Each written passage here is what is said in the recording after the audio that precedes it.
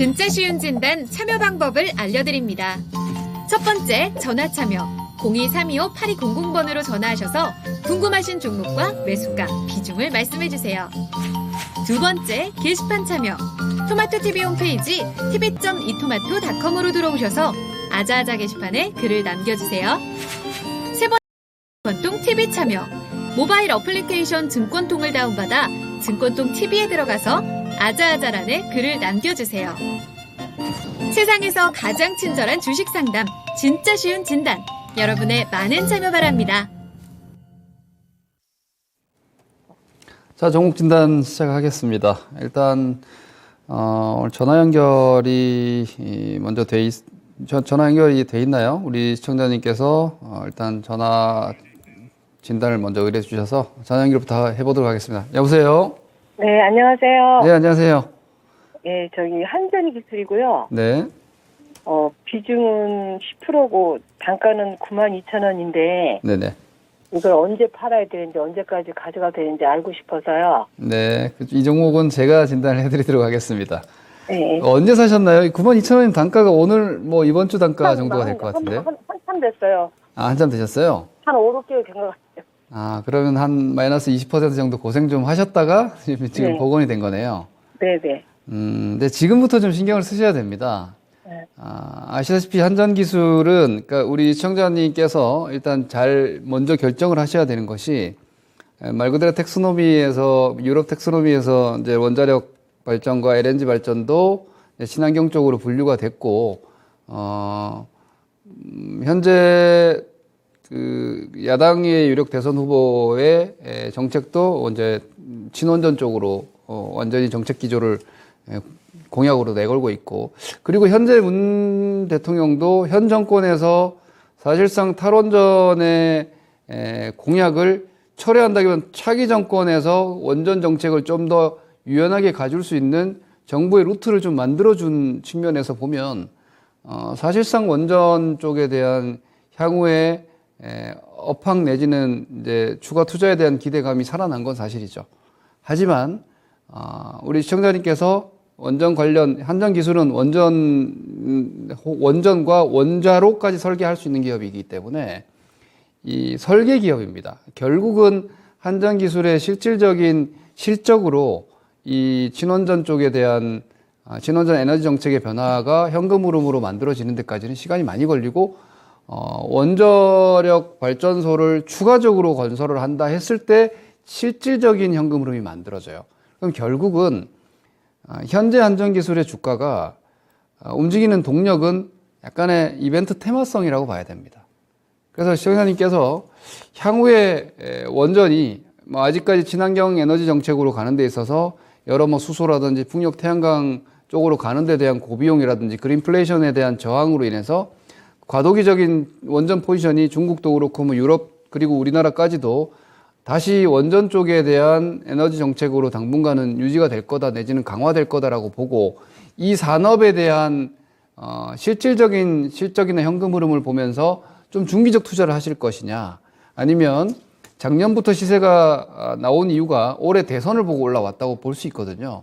그리고 실제로 아까 말씀드렸던 유럽에서 원전 발전 역시도 텍소노미에 포함시키면서 이런 이슈가 1년 동안 주가에 약 6배 정도의 상승 동력이 된 겁니다. 그러면 결정을 하셔야 됩니다. 현재 한전기술을 대선의 유망 테마주로서 트레이딩적 관점에서 출구 전략을 세우고 볼 것이냐, 그게 아니라면은 투자 비중이 10%로 크지 않고 향후에 풍력, 태양광, 수소 등의 친환경 에너지원이 있지만 현재로서는 원자력 발전의 수요가 오히려 강해지고 니즈가 강해졌기 때문에 여기에 대한 산업의 외형 확대를 보고 말 그대로 이 산업의 매출이 커지는 것을 기대하면서 중장기로 갈 것이냐, 이걸 먼저 결정을 하셔야 되는데, 둘 중에 우리 시청자님께서는 어느 쪽에 더 마음을 두고 계신가요? 저는 오늘 좀 이문이 왔었는데 못 팔아가지고 너무 오래 기다려가지고. 그러시면은 제가 네. 오늘 팔아야 되나 못 팔아야 되나를 고민을 하신다면 앞서 언급드린 쪽에서는 전자 쪽, 즉 대선 관련한 테마성 움직임에 주안점을 두고 좀 말씀을 드리는 게 맞는 것 같습니다. 자, 이 한전기술은 지금 현재 우리 그 과거의 대선에서는 사실 대선 테마주라는 게 많이 있어 왔는데 올해는 정책이 실종된 대선이다 보니까 대선 테마주라 할 게 별로 없었어요.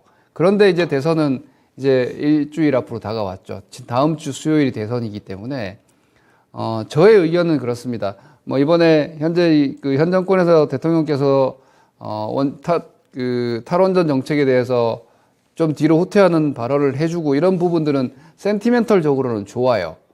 원전의 투자 심리가 대선 이후로도 뭔가 스토리가 나올 수도 있겠는데 이런 기대감 내지는 현재 여당의 후보가 혹 당선이 되더라도 원전주가 그렇게 무너지지 않을지도 모른다라는 어떤 심리적인 마지노선을 잡아준 건 전 있다고 보지만 그걸 보고 기다리시기에는 좌우간 대선이 끝나는 시점에서 이 원전 관련주의 이벤트는 일단은 마침표가 찍혀버린다는 거죠.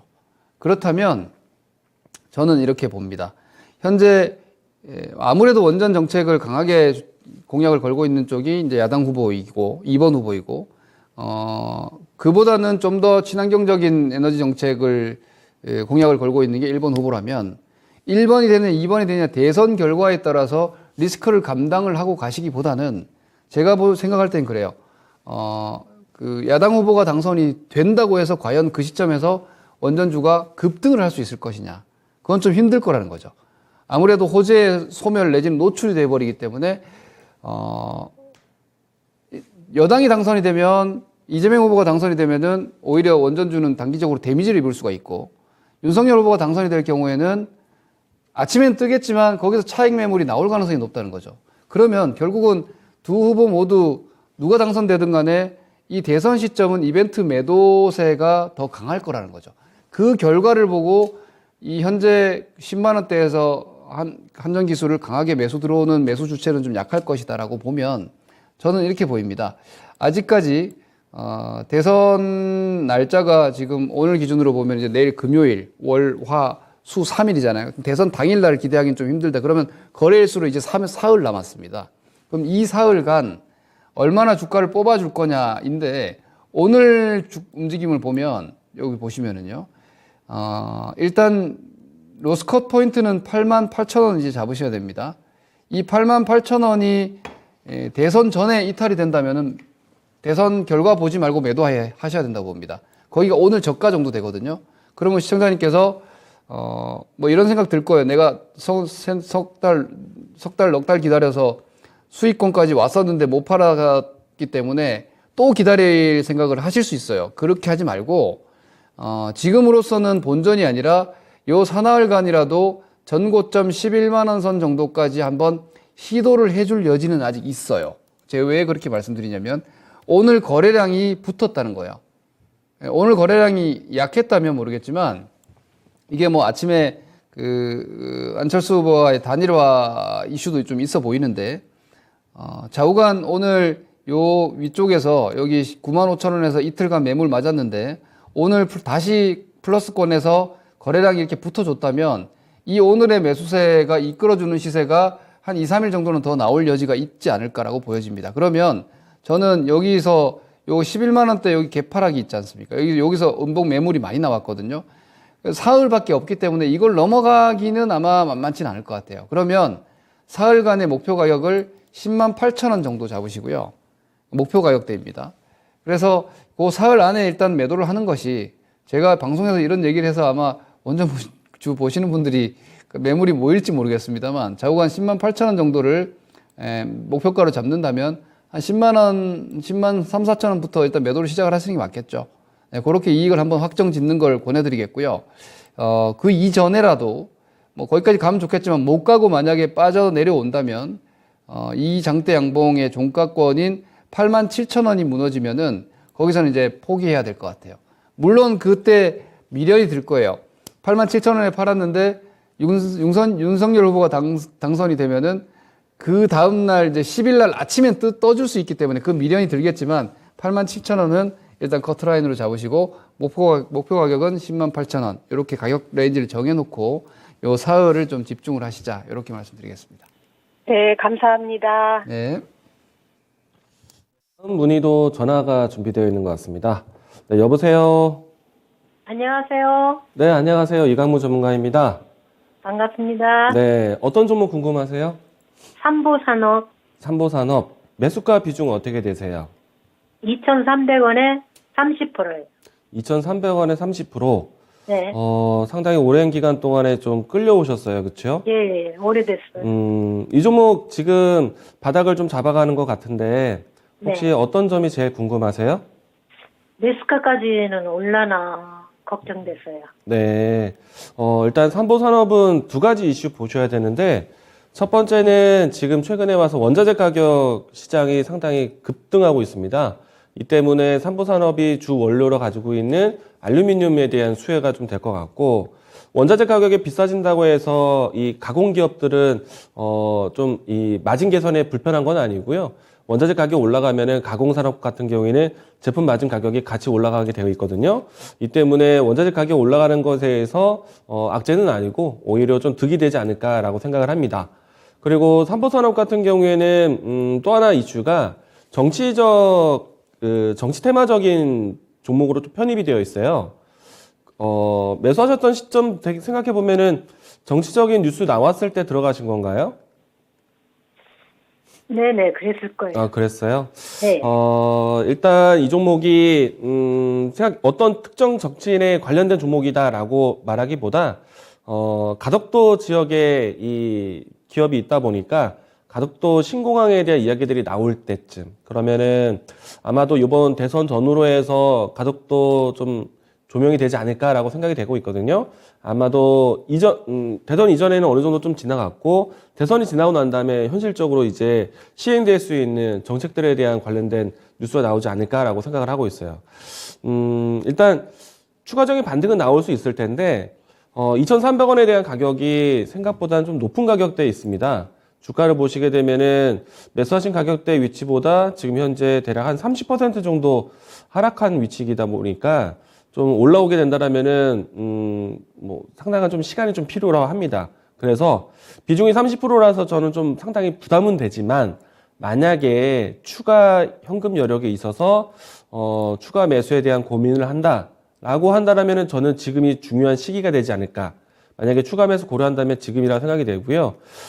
만약에 지금 타이밍에 추가 매수 어렵다라면은 중간에 만약에 주가가 좀 반등했을 때 그런 자리에서 들어가는 거는 저는 좀 반대예요. 왜냐면은 비중이 워낙에 크다 보니까 최대한 낮은 위치 혹은 변곡이 될 수 있는 위치에서 들어가는 것이 아니라면은 비중은 더 늘리지 말자라고 얘기 드리겠고요. 일단 지금 현재 위치로 봤을 때는 알루미늄 관련된 종목들, 특히나 이제 비철금속이라고 좀 더 확장해서 본다라면은 최근에 러시아 우크라이나 사태 때문에 비철금속 관련된 종목들 움직임이 좋거든요. 그러면은 알루미늄 관련된 종목들도 같이 올라올 거라고 봅니다. 그래서 추가적인 상승 여력은 있어 보인다라고 얘기 드리겠고요. 그리고 가덕도 신공항에 대한 정책적인 이슈가 남겨져 있기 때문에 시간을 더 들여서 본다라면은 반등의 여지는 더 있지 않을까. 그런데 2,300원대까지 올라오는 거는 좀 쉽지 않아 보이기 때문에 만약에 이번 알루미늄 가격 상승에 따라서 인플레이션 효과로 같이 올라온다? 그러면 1,900원 라인대까지 좀 볼 수 있을 것 같고요. 여기에서 조금 더 너무 늦은 시간대가 아닌 대선 이후에 정식적인 뉴스가 나온다. 그러면은 그 시기에서는 좀 더 올라와서 2,100원에서 2,200원 이 라인대에 대해서는 상단에 대한 테스트가 나오지 않을까. 그래서 2,300원대까지 기다리는 건 좀 어려울 것 같다는 생각이 드는데 저라면은 2,300원 올라오는 시기를 기다리기보다는요 2,100원, 2,200원 온다라면은 비중을 확 낮출 것 같고요. 그리고 만약에 정책적인 뉴스가 너무 늦게 나온다라면은 1,900원대에서 고민을 하셔야 될 것 같아요. 우선은 지금은 인플레이션 그리고 또 알루미늄 가격에 대한 이 주가 움직임은 좀 예상되기 때문에 지금은 팔지 말자, 보유하자 의견이고요. 만약에 현금 매수에 대한 추가 능력이 좀 되신다라면은 저는 지금 매수하시는 게 더 좋다라고 봐요. 그래서 단가를 최대한 낮춰서 빨리 빠져나오자라는 생각입니다. 이 종목 같은 경우에는 실적에 대한 추이는 좀 꾸준하지만은 아무래도 매수하셨던 시기나 지난해 같은 경우에 정책적인 뉴스 때문에 움직였던 위치가 있다 보니까 어떻게 보면은 실적 베이스로 올라왔다기보다는 이벤트성 뉴스로 올라왔다고 보시면 될 것 같아요. 그래서 저는 높은 위치에 물려 있다라면은 좀 반등했을 때를 기회로 잘 빠져나오자라는 생각입니다. 이 종목 현재 위치는 홀딩이고요. 1,900원, 2,100원 이렇게 나뉘어서 고민하자라고 설명드리겠습니다. 그러면 대선 끝나고는 안 되는 거예요? 대선 안에 매도를 해야 대선 이전에 가덕도 이야기가 나오진 않을 것 같아요. 어느 정도는 지역적인 이 정책을 이야기하는 시기는 지난 것 같고, 대선이 끝나고 난 다음에 현실적으로 아마 좀 주요 지역군 안에서는 그 지역에 맞는 정책에 대한 내용들이 나올 수 있지 않을까라고 생각을 합니다. 그래서 대선이 지나고 나서 정책에 대한 뉴스를 기다려 보셔야 될 것 같아요. 지나서 봐도 네. 되는 거예요? 네. 네네네. 네, 그러면 설명 여기까지 마치도록 하겠습니다. 네, 감사합니다. 네. 네, 제가 다음 분 종목 보겠습니다. 우리 유튜브 고고 20%님께서 CJ ENM을 16만 7천 원에 20% 보유 중이라고 질문 주셨고요. 살아날 수 있을까요? 장투 가능, 물타기도 생각이 있습니다. 이렇게 질문을 주셨습니다. 한번 보도록 하겠습니다. 16만 원에 20%. 20%는 사실 적은 비중이 아니죠. 20%는 적은 비중이 아니고, 물타기는 우리가 그냥 내 단가를 희석하기 위해서 더 산다 이렇게 심플하게 생각을 하실 것이 아니고 신규 매수라고 생각을 하시면 됩니다. 내가 가지고 있는 투자 자산에서 최대한 자금을 효율적으로 사용하기 위한 어떤 전략적인 포지션으로 본다면 사실 내가 힘든 종목, 지금 손해보고 있는 종목을 떠나서 앞으로 얼마나 유망하냐, 이 주식이 얼마나 큰 상승의 기대치를 가져갈 수 있느냐, 이걸로 따져야죠. 내가 가지고 있는 종목이 뭐 손실률이 지금 16만 원대에 매수를 하셔서 하락폭이 지금 크게 나와서 단기적으로 20%가 빠져 있는데 뭐 한 10% 더 사서 손실률을 좀 낮춘다, 뭐 한 13%로 낮춘다, 그래 본들 30% 손실 포트잖아요. 그럼 결국은 CJ ENM이 얼마나 그 어떤 상대적인 메리트가 있느냐, 왜냐면 그 돈을 가지고는 다른 주식들을 선택할 수 있으니까 상대 수익률을 보는 거죠. 그렇게 따진다면 CJ ENM 매력은 좀 적습니다. 그래서 저는 물타기의 의견은 좀 반대지만 장투 가능하다 이렇게 말씀 주셨는데 뭐 이건 장투라고 볼 수는 없고요. 그냥 물린 상태에서 회복을 좀 기다리는 입장에서는 좀 오래 걸릴 거다. 좀 오래 걸릴 것 같다라는 의견을 좀 드릴 수 있을 것 같습니다. 이 CJ ENM 지금 시가총액이 2조 8천억인데요. 주가가 그 코로나 팬데믹 이후에 넷플릭스가 상승하고 그리고 K 컨텐츠에 대한 수요가 강하게 들어오면서 주가가 작년 연말까지 괜찮았죠. 이게 보시다시피 이렇게 추세적인 상승을 기록을 했었고요. 그리고 이 구간에서 이제 엔터주라든지 뭐 드라마 관련 오징어 게임부터 시작해서 이제 K 컨텐츠에 대한, 영상 컨텐츠에 대한 가치 상승에 대한 기대감이 들어왔었어요.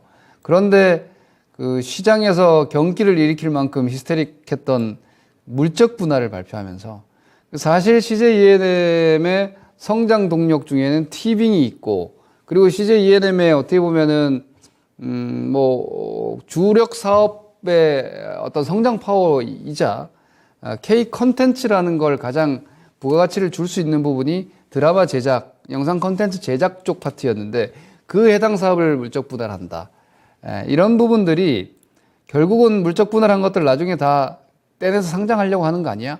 그러니까 그런 부분들이 작년에 LG NN솔루션의 그런 불신에서부터 비롯되는 신뢰성 하락이 있었던 거죠. 근데 그걸 또 밀어붙이고 추진한 것도 아니고요. 올해 2월 달에 물적 분할을 또 보류했습니다. 그러니까 이런 것들은 사실 증권업에서 상당히 싫어하는 방식의 경영입니다. 물론 유연하다 이렇게 좋게 평가할 수도 있겠지만 시장이 우려하는 물적 분할을 발표해서 주가는 주가대로 다 떨어졌는데 또 그걸 특별하게 어떤 내용들을 구체적으로 계획을 제시하고 이것도 아니고 발표했던 것들을 뭐 다 철회해 버리면서 투자자들은 단순하게 물적 분할 때문에 떨어졌으니까 물적 분할 철회하면 주가가 올라가겠지라고 생각할 수도 있겠지만 이거는 경영 혼선인 거죠. 기업의 투자자 입장에서 봤을 때는 뭐 하나 제대로 하는 게 없다라는 인식을 주기 때문에 이 해당 CJ ENM이라는 주식에 대한 과거에도 CJ ENM은 증권사 애널리스트들과의 어떤 트러블도 좀 있어 왔습니다. 가이던스를 제시했던 것들을 완전 뒤집어 엎는 그런 실적을 제시하면서 뭐 일부 증권사에서는 못 믿을 회사다 이런 레포트까지 나올 정도로 사실 증권가에서 CJ ENM에 대해서는 좀 곱지 않은 시선들이 예전부터 있어 왔는데 이번에 다시 한번 이제 그런 좀 뭐랄까 시장이 꺼리는 여러 가지 조치들이 나오면서 시장의 수급의 신뢰를 좀 잃었다 이렇게 보는 게 맞는 것 같아요. 그래서 이런 건 회복하는 데 꽤 오래 걸릴 수 있다라고 말씀을 좀 드릴 수 있겠고요. 티빙은 지금 잘 되고 있는 거. 티빙은 잘 되고 있는 티빙도 물적 분할을 이미 했고요. 하지만 티빙의 가치는 지금 좀 올라가고 있어서 현재로서는 밸류에이션으로 잠깐 보시면 2조 8천억 현재 주가가 급락한 상태 2조 8천억인데 순익 기준으로 작년 2276억 나왔고요. 22년 올해 포워드가 2300억 정도 됩니다. 그리고 2023년이 2700억이면 사실 지금 주가가 급락 나와 있지만 올해 2022년, 2023년 평균치 정도로 봤을 때 PER이 한 12배 정도 되죠. 11배수대, 12배수대 정도 되면 영상 콘텐츠 관련한 기업으로서는 사실 밸류에이션 좀 낮게 받고 있다고 볼 수 있습니다. 엔터사들이라든지 드라마 제작사들 이런 쪽이 현재 멀티플을 10배수대 후반을 받는 걸 감안하면 CJ ENM이 대형사라서 좀 어느 정도의 그 공격적인 마케팅이나 이런 부분들에서 제한이 있다라는 점을 감안해서 할인 준다고 하더라도 제조 PER이죠. 제조 PER이기 때문에 가격적으로는 사실 이번에 찍은 이 12만 원이 바닥권이다. 이렇게 볼 수는 있어요. 그래서 지금 13만 원이면 바닥권이기는 한데 시청자님 매수하신 가격대가 이 16만 원대 후반이라서 이 16만 원대는 애초에 CJ ENM이 추세가 깨지기 전 가격이거든요. 지금은 CJ ENM이 추세가 깨져 있는 상황이고 월봉 추세도 보시면은 아주 오랫동안 힘들었다가 좀 17만 8만 원 이렇게 좀 개선이 돼서 추세 전환을 시도했었는데 장기적으로 왜 제가 추세 전환 시도라고 하냐면 이렇게 돼 있었어요. 여기가 지난 그 연말이었단 말입니다. 요런 자리들. 그죠? 그러면 물적 분할 같은 거 이렇게 나오지 않고 주가가 좀 물론 시황이 안 좋았으니까 그 혼자 올라가진 못했겠지만 여기서 이렇게 이 20만 원 올라가지고 이랬으면 이 종목이 이제 추세 전환이 돼서 할인받고 있는 이 멀티플을 좀 높게 받는 계기가 될 수 있었을 텐데 수급적인 전환점이. 그런데 거기서 오히려 더 실망감을 줘버렸고 이 실망감이 이 CJ ENM의 기업의 어떤 의사결정 내지는 경영의 핵심적인 부분을 결정하는 데 있어서 시장의 신뢰감을 좀 잃어버렸지 않나라고 저는 보고 있기 때문에 이걸 회복을 하고 다시 주가가 정상화되는 데까지는 꽤 오랜 시간이 걸리지 않을까 싶어요. 그래서 추가 매수까지 가시는 건 좀 반대고요. 그러니까 20% 정도를 기다리는 정도의 가격대는 됩니다. 그러면 목표 전략을 이렇게 가져가셔야죠. 장기 투자도 가능하다 이런 질문을 주신 걸로 봐서는 웬만하면 손해보고는 팔기 싫다라는 또 다른 표현이신 것 같은데 제가 볼 때는 웬만해서 손해 안 보겠다라는 생각을 가지시면은 정말 한 1년 기다려야 될 수도 있다고 봅니다. 왜냐하면 아시다시피 넷플릭스 주가도 좀 좋지 않고 언택트 상황에서 좋았던 이런 영상 미디어 컨텐츠들이 오히려 이제 오프라인 리오프닝이 되면서 좀 더 활동적이고 앉아서 영상 콘텐츠만 보던 상황이 아니고 이런 격리 같은 것들이 지나고 오히려 사회적 거리두기도 완화되고 이렇게 되면 지금 정도 수준의 컨텐츠 수요는 약해질 거라는 거죠. 그러면 결국은 코리아 컨텐츠, K 컨텐츠에 대한 프리미엄 정도라고 보면 지난번 16만 원대가 저항이 되지 않겠냐. 그럼 시청자님의 본전 가격이 저항이다. 그럼 내 본전이 저항인 종목은 기본적으로 어떻게 해야 되느냐? 반등시 비중 축소로 가야지 확대로 가는 게 아니라는 거죠. 그래서 저는 오히려 6개월 반등 목표를 저는 15만 원대를 좀 드리고 싶어요. 네, 그 정도의 가격대는 상반기 내에 한번 주지 않을까라고 보고 거기서 손절매도 하셔서 좀 더 안정적인 이익 창출 내지는 좀 더 수월하게 갈 만한 종목으로 교체를 고려하시거나 혹은 비중을 줄여서 좀 작은 비중으로 기다려 보시거나 이렇게 하시기를 권해드리겠습니다. 네, 다음 진단 전화 연결되어 있습니다. 네, 여보세요. 예, 여보세요. 네, 안녕하세요. 이강문 전문가입니다. 예, 안녕하세요. 네, 어떤 종목 궁금하신가요? 예, 이강무 전문의 방송을 보고 샀습니다. 대덕전자. 아, 네, 대덕전자. 예. 매수가 비중은 어떻게 되세요? 비중은 25%고 21,500원입니다. 네, 지금 수익 구간이신데, 이 종목의 어떤 점이 가장 궁금하신가요? 전문가님이 어떤 일에도 팔지 말라고 그래갖고 제가 네. 2월 말에 떨어질 때 매수를 했습니다. 2월 중에. 그래가지고 이게 3, 4분기에까지 네. 가져가자 그랬는데 그때 가면 목표가가 얼마로 되는지 네. 요즘 뭐 쇼테지라고 그러는데 그게 어떻게 되는지 미래를 궁금해서 전문가님한테 네. 상담 부탁드립니다. 네. 일단은 현재 구간은 이제 수익 구간이십니다.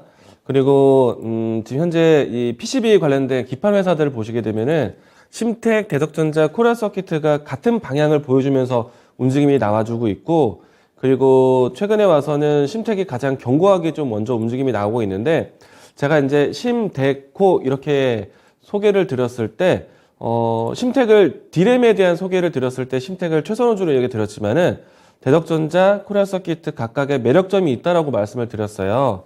그리고 지난해 같은 경우에는 DDR5에 대한 교체에 대한 이 시작이 지난해부터 나왔었기 때문에, 디램에 대한 관점은 지난해부터 좀 달라지긴 했지만은, 올해 같은 경우에는 시스템 반도체에 대한 포커싱이 상당히 중요하거든요. 특히나 이제 삼성전자가 이 차세대 반도체 경쟁을 TSMC와 나노 반도체 경쟁을 하고 있잖아요. 그렇게 되면은 이 나노 반도체에 대한 들어가는 기판에 대한 수요가 달라지게 될 겁니다. 이 때문에 대덕전자, 코리아서키트에 대한 이 모델도 상당히 매력적이다라고 말씀드렸고, 특히나 이제 삼성전자가 시스템 반도체에 대한 투자를 하기 위해서 공격적인 투자 이 증설에 대한 계획을 가지고 있는데, 그 삼성과 가장 밀접하게 이 투자 계획을 가지고 있는 회사가 대덕전자이기도 해요. 이 때문에 삼성전자에 대한 시스템 반도체 또 파운드에 대한 투자 소식이 있다라면은 대덕전자 그 흐름을 따라갈 것이다라고 말씀드렸고, 그리고 얼마 전에 이제 LG 이노텍에서 기판에 대한 투자 얘기 나왔잖아요. 그게 이제 플리츠 패키징 모델인데, FC BGA라는 모델로 해서 앞으로 LG 이노텍이 대대적인 투자를 준비하고, 그리고 오늘 날짜에 이 애플카 뉴스가 새로 나온 게 있습니다. 애플카가 앞으로 반도체 투입을 하게 되면은 여기에서 기판에 대한 형태가 FC BGA 모델로 해서 대거 투입이 될 것이다 라고 어느 정도 좀 공개가 좀 되어 있는 상태예요. 이 FC BGA 모델이요, 사실 기존에 있었던 와이어 본딩 모델에서 TSV 모델로 가기 중간에 있는 모델인데, 이제 기술의 변화가 점차 이 TSV로 넘어가고는 있지만은 그 중간에서 플리츠 모델이 이제 막 트렌디하다라고 보시면 돼요. 그리고 특히나 이 FC BGA 모델이요, CSP 모델하고 좀 다른 점이 있는데, 서버라든지 아니면은 뭐 PC 공급 혹은 이제 차량용 전장 부품에 들어갈 수 있는 그런 또 특화된 반도체 모델이기도 합니다. 제가 한때 디램에 대한 이야기를 건네고 나서 시스템 반도체에 대한 이야기를 건넬 때 가장 중요한 키워드 두 가지가 있다고 말씀드렸어요. 패키징하고 그리고 테스트가 중요하다고 말씀드렸습니다. 그 패키징에 관련된 이야기들이 조금 전에 이야기했던 모델들의 얘기들이에요. 근데 그 부분에 대해서 가장 투자를 적극적으로 하고 있는 반도체 기판 회사 중에 하나가 대덕전자입니다. 어떻게 보면은 플리츠 모델 안에서는 심텍보다 대덕전자가 좀 더 공격적인 투자를 하고 있어요. 증설을 많이 늘렸고요. 그리고 이 플리츠 모델에 대한 패키징이 기존에 있었던 와이어 본딩 모델보다 제품 마진에 대한 부분들이 높습니다. 그래서 올해는 이 연간 실적 보게 되면은 상당히 좋을 것으로 보고 있고요. 특히나 제가 앞에서 이야기 드린 것처럼 PC나 자동차 모델에 들어갈 수 있는 모델인데, 특히나 이제 PC 서버용에 들어간다라고 보시면은 올해 이제 구글부터 아마존, 페이스북 등등의 이 데이터 센터 구축에 대한 오더가 올해 2분기, 3분기 때 집중될 거라고 보고 있어요. 그러면 서버용 수요가 대덕전자한테 많이 나올 거라고 예상을 합니다. 그런 측면 본다면 제가 3분기 때 포인트를 두자라고 했던 이유가 이런 이유예요.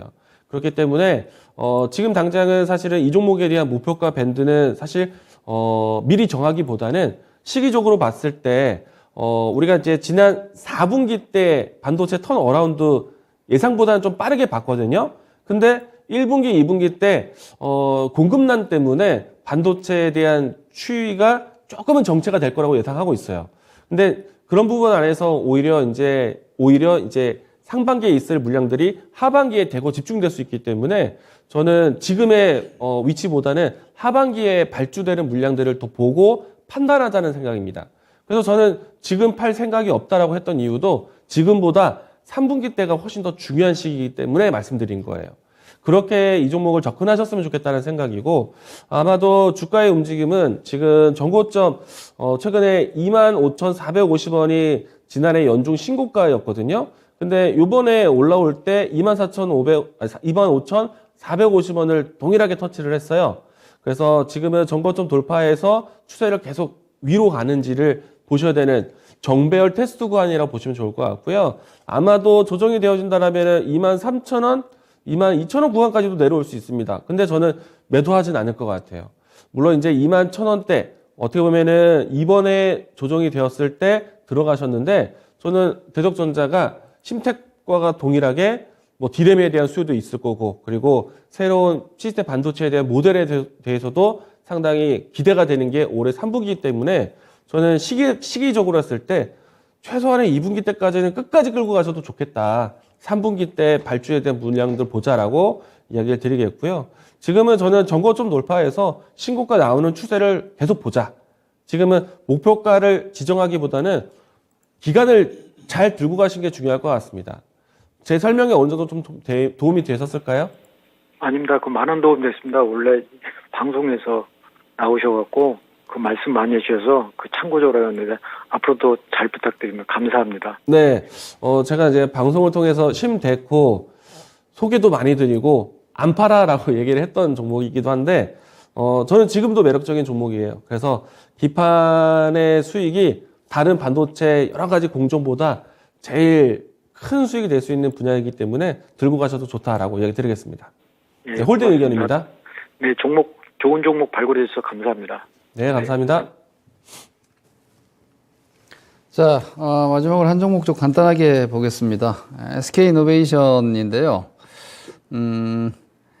이 종목은 이제 한물 간 것 같네요. 그냥 아무 대책 없이 들고 가야 되는 건지 진단 부탁한다 이렇게 유튜브를 통해서 금목서님께서 질문을 주셨는데요. 25만 원대 뭐 이 정도 가격대 지금 SK이노베이션 몰려 계신 분들이 아마 적지 않으실 것 같습니다. SK이노베이션은 물적 분할을 했죠. SK온을 물적 분할을 했기 때문에 LG에너지솔루션의 과정을 거치는 게 아니냐라는 걱정을 하면서 사실 꽃을 피우기도 전에 저물어 버렸습니다. LG화학은 주가라도 올라갔다가 뭐 꺾였다 손치더라도 SK이노베이션은 이제 2차 전지 쪽 사업에 본격적으로 적극 투자를 하고 성과가 이제 슬슬 만들어지기 시작하는데 그 물적 분할 악재를 뒤집어 쓰면서 주가가 오히려 현재 시가총액이 20조 밖에 되지 않습니다. 이 20조면은요, 사실상 아시다시피 SK이노베이션은 중간 지수격이기 때문에 SK에너지의 정유 사업이나 이런 부분들이 이제 가장 확실한 캐시플로우 역할을 하고 있는데, SK이노베이션이 밸류에이션이 지금 뭐 거의 2차전지 SK온을 반영을 안 하고 있습니다. 거의 반영을 안 하고 있을 정도의 수준이거든요. 보시면은 이게 매출 증가는 현재로서는 SK온이 포함이 돼 있었지만 이제 물적 분할됐기 때문에 연결로 쭉 봤을 때 1조 3천억, 1조 5천억 정도의 올해 내년 정도의 순이익 컨센이 잡히는데 현재 시가총액 19조 원입니다. 이렇게 되면은 뭐 PE 밸류를 한 15배수대 정도. 사실 정유업종에서도 SK이노베이션은 PE 밸류 한 10배수대 초반 정도에서 뭐 한 8, 9배 정도를 받아왔거든요. 그러면은 현재로서는 멀티플로 보면은 한 3배, 4배 정도밖에 안 주고 있다는 거죠. SK온에 대해서. 그러면 이제 SK이노베이션은 주가의 반응은 이래요. 어차피 얘도 상장할 거 아니야? 이것도 결국은 상장할 거 아니냐라는 시장의 불신이 있는 것이고, 일단 진행을 빨리 하지 않고 있는 것은 뭐 정치권에서도 혹은 여론도 지금 워낙에나 물적 분할 분리 상장에 대해서 분위기 좋지 않은 상태에서 밀어붙이지 못하고 있다고 보는 게 맞는 것 같아요. 그러면 뭐 지금 여러 가지 얘기들이 나오고 있는데 최소한 제가 알기로는 거래소 규정만 좀 바꾸거나, 제가 알기로는 원래 상법 개정을 해야 되는 걸로 저는 알고 있었는데, 뭐 얘기 나오기로는 거래소 관리 규정만 좀 바꾸게 되면은 미국 같은 경우에는 뭐 관계회사가 상장할 때 해당 기업에 청약 우선권을 줄 수 있거든요. 테슬라 같은 경우에도 그래서 스타링크 같은 것들을 상장할 때 테슬라 주주들에게 청약 옵션을 좀 줄 수 있다, 이런 얘기들까지 나오고 있는 건데, SK이노베이션, SK온을 상장할 때 SK이노베이션 주주에게 SK온에 대한 청약 우선권을 어느 정도의 옵션이라도 줄 수 있다면은 지금의 할인은 크게 해소될 수 있다고 저는 보고 있습니다. 왜냐하면 SK이노베이션이 오히려 삼성 SDI보다 훨씬 더 빠르게 캐펙스를 늘리고 있기 때문에 그 멀티플을 인정한다면 지금의 SK이노베이션의 20조 원은 너무 싸다라고 저는 봅니다. 이것은 차후에 물적 분할을 해서 분리 상장을 하더라도 크게 할인되지 않을 정도의 주가 레벨이기 때문에 지금으로서는 거의 최악을 반영한 주가 수준입니다. 그러면 시청자님께서 25만 원대에 물려 계시다면 최소한 이 정도 손해보고 저는 팔 필요는 없다는 생각이고요. 유가의 작년 2021년부터의 상승은 지금 반영을 안 하고 있기 때문에 뭐 우크라이나 사태가 완화돼서 유가가 떨어지더라도 충격을 크게 받지는 않을 텐데 실적은 좋게 나올 겁니다. 오히려 유가 급등했으니까. 그래서 그러한 그 크랙 마진이 급증한 부분은 오히려 1분기 실적 잘 나올 것이다 라고 보고 25만 원 최소한 일단 본전을 회복할 수 있다. 그리고 오히려 25, 26만 원을 다시 넘어가는 정도의 움직임이 나온다면 SK이노베이션은 오히려 그 시점에 추세 전환입니다. 그래서 여지껏 뭐 손해보고 기다리셨다면 굳이 손절 확정해서 저가 매도하시기보다는 조금 더 인내심을 가지고 상황의 변화를 좀 기다려 보시는 게 맞지 않나라고 보기 때문에 보유 의견 저는 좀 드리겠고요. 본전 매도보다는 25, 26만 원 갔을 때 상황 변화를 체크하고 다시 한번 생각해 보시자, 이렇게 말씀드리겠습니다. 오늘 상담은 여기까지 진행하도록 하겠고요. 내일장에 대한 이야기들 넘어가 보도록 하겠습니다. 우선은 이제 오늘 이 간밤에 파월 의장의 이야기들 때문에 신중한 긴축을 진행하겠다라는 이야기로 FOMC에 대한 부담이 조금 완화되었다라고 할 수 있겠습니다. 아마도 전쟁에 대한 키워드가 좀 자극적이었고, 그리고 만약에 이 전쟁에 대한 키워드가 조금 일찍 봉합이 되었다 하더라도 아마도 좀 예고되어 있는 3월달 FOMC에 대한 일정 때문에 상당히 시장에서는 부담을 느꼈을 텐데요. 물론 이제 아직 전쟁에 대한 키워드가 지나간 건 아니지만은 앞에 있을 3월달에 FOMC에 대한 부담은 분명히 낮춰놨다라고 할 수 있을 것 같습니다. 일단 최근에 나타냈던 지정학적 리스크가 실질적인 인플레이션에 대한 우려도 만들었기 때문이 아닐까라고 생각이 되는데, 이제 고용 지표라든지 주요 지표들에 대한 경기 지표들이 나온다 하더라도 시장에서는 3월달 이 FOMC에 대한 부담을 먼저 낮춰놨기 때문에 아마도 3월달의 움직임들은 그래도 하방 지지력이 상당히 강하지 않을까라고 생각을 합니다. 물론 이제 지정학적 리스크가 완벽하게 봉합되고 해소될 때까지는 계속해서 저 인플레이션에 대한 리스크가 좀 있지 않을까. 이 때문에 지금 이 러시아 또 우크라이나의 지역에서 특화되고 있는 뭐 원자재부터 해서 관련된 종목들을 좀 보시는 게 좀 필요할 것 같고요.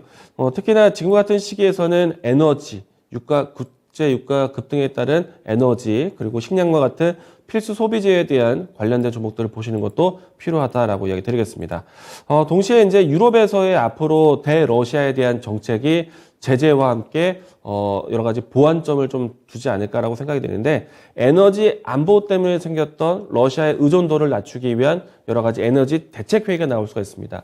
이 때문에 LNG 선박 수주라는 기대감이라든지, 그리고 신재생 에너지에 대한 활성화라든지 이와 같은 키워드가 살아나고 있기 때문에 그동안에 시장에 소외되었었던 종목들을 살펴볼 수 있는 계기가 되고 있다. 그래서 조선주, 신재생에너지 관련된 종목들 관심 있게 보시면 좋을 것 같고요.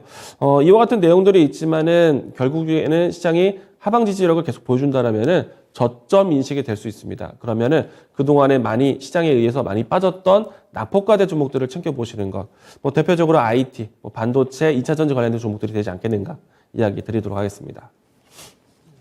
네, 제 전략 말씀드리겠습니다. 내일은 뭐 일단 시장이 반등을 한 사흘 했죠. 그러면 금요일이면 내일도 강하기는 쉽지 않을 겁니다. 그런데 우리 시장이 지금 그 수급, 뭐 제가 말씀드린 수급은 외국인이 산다 어쩐다 이게 아니고요.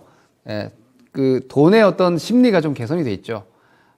우리가 소위 안전선호 현상이라고 얘기하는 건 뭔가 상황이 위험하게 돌아가고 불안정하기 때문에 던지고 보자. 혹은 상황이 나쁠 때 좋은 뭐 미국채라든지 금이라든지 이런 쪽으로 지금 자금들이 이제 몰렸던 상황인데 이제 그런 부분들이 좀 약화된 거고요. 두 가지의 시장에서는 큰 지금 불확실성이 있어요. 한 가지는 미국의 통화 정책이 어떻게 가느냐. 이게 3월 FOMC에서 여러 가지 가이드라인이 나와야 되는데 어제 예고편을 보여줬어요. 일단은 뭐 그렇게 매파적이 아닐 가능성이 높다라는 건 좀 안도감이 드는 건데, 근데 우크라이나 러시아 사태는 전쟁 그 자체에 대한 불확실성은 지금 이미 노출돼 있어요. 근데 그것보다도 러시아에 대한 강력한 경제 제재들이 혹시라도 러시아발 금융자산에 혹은 러시아의 외환보유고나 이런 쪽에서 문제가 생겼을 때 이것이 이제 여러 가지 파생 상품과 연계되면서 글로벌 금융시장에 데미지를 주지 않느냐라는 불확실성 하나가 있습니다. 이거는 많이 언급되고 있는 부분은 아닌데 제가 요령만 말씀드리면요. 미 국채 금리가 만약에 이 상황에서 1.5% 밑으로 떨어지면 현금 만들어야 됩니다. 그거는 아주 위험한 신호가 될 수 있을 것 같아요. 만에 하나. 근데 어제 다행히 미 국채 금리가 다시 1.8로 올라왔어요. 상황이 뭔가 재밌게 바뀌었죠. 예전에는 국채 금리 올라가면 위험하다 그랬는데, 근데 지금은 오히려 통화 정책보다는 당장은 오히려 경기에 대한 이렇게 되면 리세션 들어가 버리니까, 근데 그 부분에 대해서 시장이 좀 집중하고 있는 것 같으니까 뭐 그 부분은 제가 뭐 중간중간에 봐드리겠지만 미국 채 금리가 만약에라도 1.5 이하로 떨어지면 좀 현금을 좀 만들어야 된다. 정말 불확실성에 대한 대비가 필요하다. 요 한 가지만 주의하시고요. 그게 아니라면 뭐 2,600 찍었고 박스권 바닥권 박스이고 주식들 다 과대낙폭에서 반등이고 이런 상황들을 좀 더 인내심 가지고 끌고 나가셔야 된다. 급락이 1월에 종료됐지만 반등은 천천히 느리게 나오는 게 보통 조정장입니다. 그 시간을 잘 참아내셔야 온전한 반등을 취하실 수 있다. 이렇게 좀 말씀드리겠습니다. 뭐 IT 섹터 위주로 보시고요. 이런 점 참고하시면 될 것 같습니다. 오늘 저희 진짜 쉬운 진단은 여기까지 하도록 하겠습니다. 다음 주 뵙도록 하겠습니다. 감사합니다.